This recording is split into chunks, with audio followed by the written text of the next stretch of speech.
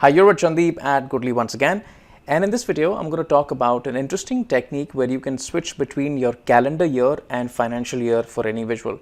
Now, it happens a lot of times while you're making any report. Maybe your business reporting happens by the calendar year and your financial reporting happens by the fiscal year. I'm going to talk about how can you create a technique where you can switch between the calendar year and fiscal year reporting scenarios. Now, I wouldn't really recommend doing this on the entire model, which is where you could have multiple measures, multiple tables. You could actually pick up a handful of measures that you would like to switch between the calendar year and the financial year and carry on with that. But no further ado, let's take a look at the technique.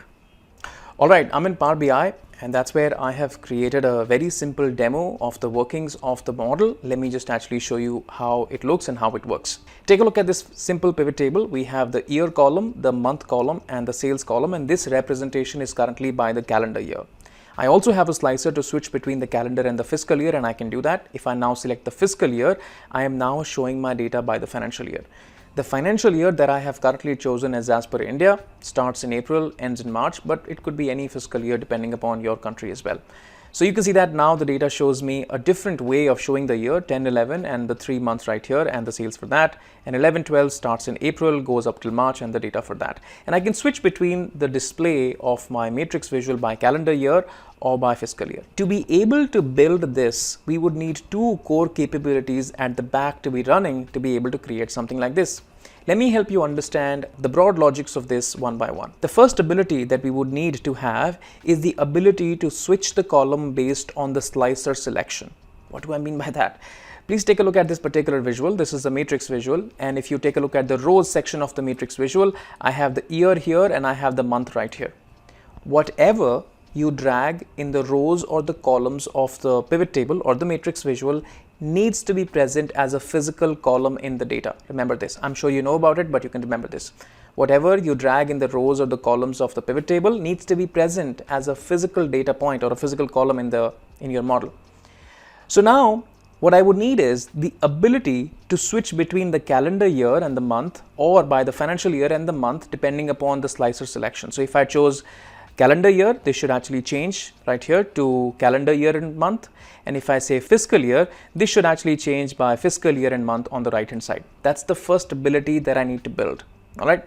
The second thing that I need to build is that obviously once I'm changing my matrix or the visual right here, the filter context is changing, and whatever calculations are dropped in the visual right here, those also need to respect whatever is the filter context based on the matrix, and it should respect that and recalculate the numbers as per that. So two things: the ability to switch between the columns through a slicer, part one, and the calculation should also respect whatever is displayed in the pivot table and recalculate the numbers as per that.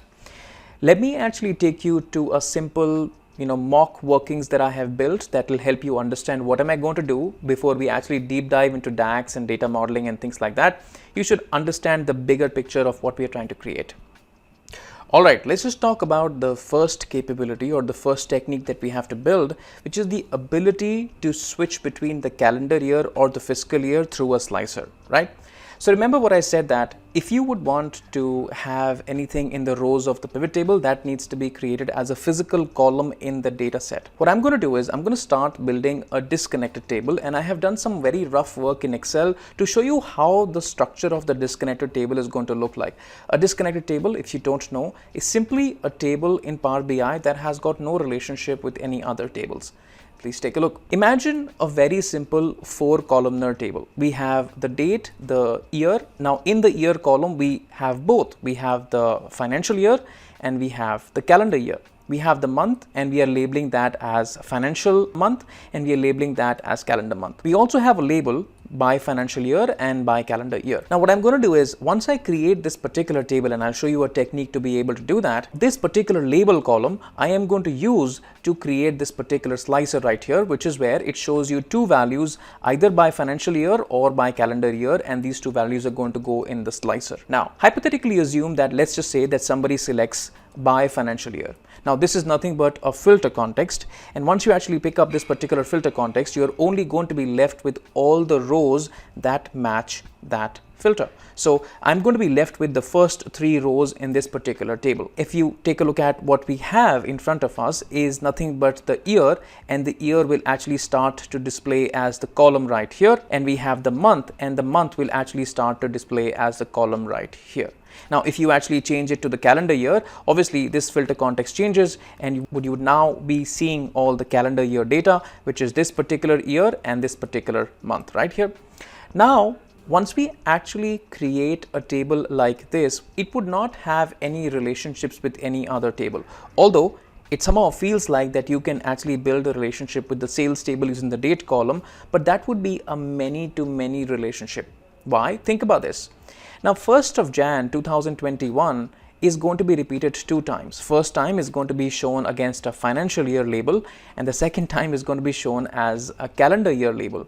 Now, if the dates are duplicated, then it cannot be the one side of the table, and we would find a way to do all the calculations dynamically. That means this is still going to be a disconnected table. We will just need to build a table, and then we would try to find a way to carry the filter context from this table to any calculations that we put it in the slicer. But now the first step is, how do we actually build this particular table? And let's just jump over to Power BI and start building this particular table.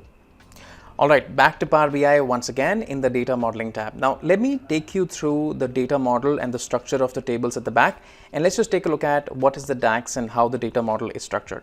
Take a look, the sales table is connected to the calendar table. The calendar is the business reporting simple standard calendar table that runs from January up until December. Apart from the sales table and the calendar table, I have also created a financial calendar table, which is where I have customized the dates to present the data by the fiscal year and not the calendar year. Now, if you don't really know how do you create a fiscal table, I'm going to leave a link to a short video that I have done in the past, which is where I talk about how do you create financial year representations in your data. But nevertheless, let's just actually take a look at these 2 tables, the calendar table and the financial table, and then let's just take a look at the table that we spoke about in Excel. So I'm just going to jump over to the calendar table right here. Take a look, it's a very standard calendar table, just a few things right here. And take a look at the financial table. You can see that we have the date, the index, the month, the quarter, and the financial year presented in the financial year order. Once you actually have created the calendar table and the financial calendar table, I've not built any relationship between the financial calendar table and the sales table. If you want, you can do that, but as of now, I have not done that. Then I go ahead and I create a single table which has both the data points, the calendar data point as well as the financial year data point. If you think about it, this particular table is nothing but the summation of all the rows in both the table. This is, table number 1 by calendar. This is table number 2 by financial year. If I add the rows and the values of both the tables, I'm actually producing this particular table. Let's just take a look at the DAX code that I have used to create this table. So I just go create this particular financial and calendar table. This is nothing but the union of the 2 tables. So I pick up the date column, I pick up the year column, the month, the label, and the sort order from the calendar table first. Then I pick up the same columns from the financial calendar table and I just merge them up. And if you take a look, this has both the calendar year and the fiscal year. Let me show you the year column. If you take a look at the year column, I get to see 2011-12, which is nothing but the year, and 10-11, 11-12, and 12-13, which is nothing but the financial year. Now, using this particular table, I should be able to build this particular slicer. So if you take a look at this particular table, in this particular table, I have a label. Label shows you 2 values by calendar year and by fiscal year, and this particular column is going to be used to create the slicer that we saw. So if you actually take a look at this particular slicer value, in the slicer value, I have nothing but a label, and label is nothing but that particular column in the table, which is right here. We have dragged that column right here, and that actually creates this particular slicer. Now, once we have the slicer, then I should be able to switch between the year and the month. The year and the month were again 2 columns in this particular table. The year column and the month column, they have been dragged in the rows section of the pivot table. So year goes right here, the month goes right here, and I should now be able to switch between the calendar year and the fiscal year in my pivot table. Now comes part 2. Let's just say that if I keep my initial calculation, which is my sales base measure, and I drag that to my pivot table, you can see that it doesn't slice it by any of the calendar year or fiscal year. Why? because if you go take a look at the data model, this particular financial year and calendar table has got no relationship with the sales table, and that's why we are seeing unfiltered or totaled values. Now I need a way that if I actually go pick up the calendar year here, without creating a physical relationship, I should be able to take that year and apply it as a filter on this particular table, and I should be seeing the sales of only that particular period. Let's just see how do we do that. Alright, final part, which is part number 2, is that now that we have the year and the month, which is we can switch or toggle between by the calendar year and the fiscal year, our calculation should also be able to reflect whatever we have chosen in the pivot table, either financial year or calendar year, and show us the filtered results. You can see that the initial sales based measure that we created is not really being filtered by any of the values that we are presenting in the pivot table. What I need is, I need the ability to kind of drive an artificial filter without a relationship. How do I do that? I'm actually going to use a very simple treat as a function, and in the treat as function I am going to artificially provide the 2 column values, which is a relationship between the date column of the table that we have created and the sales date column. And this actually creates an artificial relationship. I have not really spoken about the treat as function. That actually calls for another video by itself, but for now, if you already know about the treat as function, I can drive relationships without creating a physical relationship. I'd use this calculation in my pivot table right here in the sales column, and you can actually see that it actually gives me the correct answer for the financial year Jan, Feb, March, so on and so forth. Let me just keep this measure out and just work with that measure. And now if I switch over by the calendar year, this absolutely works fine by the calendar year or by the fiscal year. Alright, in the end, I'd like to leave you with 2 thoughts. First is that in case you'd like to use a calculation group on top of that to be able to make it dynamic to any measure, you can actually do that.